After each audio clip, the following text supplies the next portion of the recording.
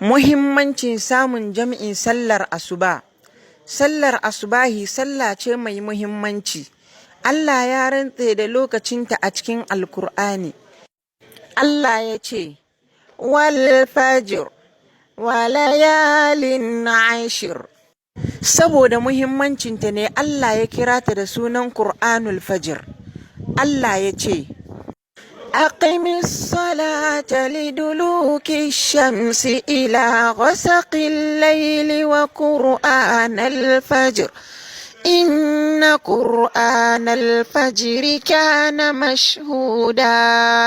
Don uwa za ka tauye wa kanka lada mai yawa idan baka tashi ka je ka sallace ta ba, za ka rasa darajoji masu dimbin yawa idan ka gagara tashi don sallarta. Ka tuna fa, ita ce sallar da take yi wa munafukai nauyi. Manzon Allah sallallahu alaihi wasallama ya ce, rak'atal fajri khairun min ad-dunya wa ma fiha.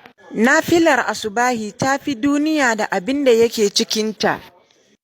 Allahu akbar.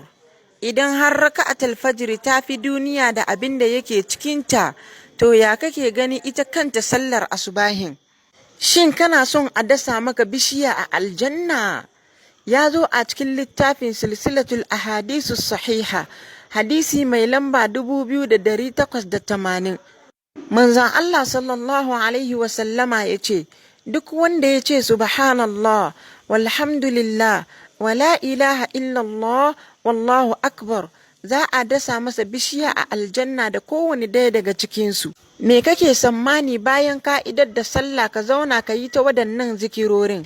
Ya rabbana, duk wanda ya tura wannan har wasu suka saurara kuma suka amfana, ya Allah ka dasa masa bishiyoyi a aljanna iya adadin mutanen da suka saurara kuma suka amfana a dalilinsa. Amin.